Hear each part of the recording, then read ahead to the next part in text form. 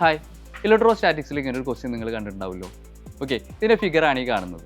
എങ്ങനെയാണ് ഈ ക്വസ്റ്റ്യൻ നമ്മൾ എളുപ്പത്തിൽ സോൾവ് ചെയ്യുക? അപ്പോൾ ഞാൻ വളരെ സിമ്പിളായിട്ടൊരു കാര്യം നിങ്ങളോട് ചോദിക്കാം. അതായത് ഈ ക്വസ്റ്റ്യൻ ഇങ്ങനെ ആവുന്നതിന് പകരം ഇങ്ങനെ ആയിരുന്നെങ്കിൽ എന്നാണ് ഉത്തരം. അപ്പോൾ നേരത്തെ കാണുന്ന ഫിഗറിൽ നിന്ന് ആകെ ഒരൊറ്റ വ്യത്യാസമുള്ളൂ. ഇതിൽ 6 കോർണറിലും ചാർജ് ഉണ്ട്, നേരത്തേൽ 5 കോർണറിലേ ചാർജ് ഉള്ളൂ. ഒരു കോർണറിൽ ചാർജ് മിസ്സിംഗ് ആണ്.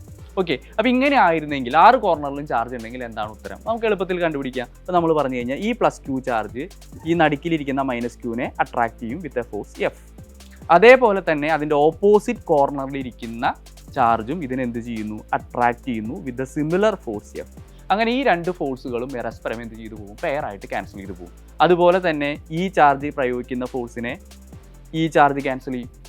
ഈ ചാർജ് -q പ്രയോഗിക്കുന്ന ഫോഴ്സിനെ ഈ +q ചാർജ് ക്യാൻസൽ ചെയ്യും. അങ്ങനെ net force on the charge which is situated at the centre എന്ന് പറയുന്നത് എന്താണ്? 0 ആണ്. ഓക്കെ, ഇനി നമ്മുടെ ക്വസ്റ്റ്യനിലേക്ക് നമ്മൾ വരാം. നമ്മുടെ ക്വസ്റ്റ്യനിൽ എന്താണ് ഉണ്ടാവുന്നത്?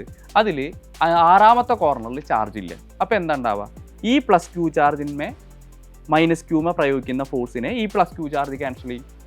ഈ +q ചാർജ് -q ചാർജിൻ്റെ പ്രയോഗിക്കുന്ന ഫോഴ്സിനെ ഈ +q ചാർജ് ക്യാൻസൽ ചെയ്യും. പക്ഷേ നമ്മുടെ ഈ ചാർജ് +q -q പ്രയോഗിക്കുന്ന ഫോഴ്സ് എന്ന് പറയുന്നത് F ആണെന്ന് വിചാരിക്കുക. ആ Fനെ ക്യാൻസൽ ചെയ്യാൻ ഇവിടെ ആരില്ല? ചാർജ് ഇല്ല.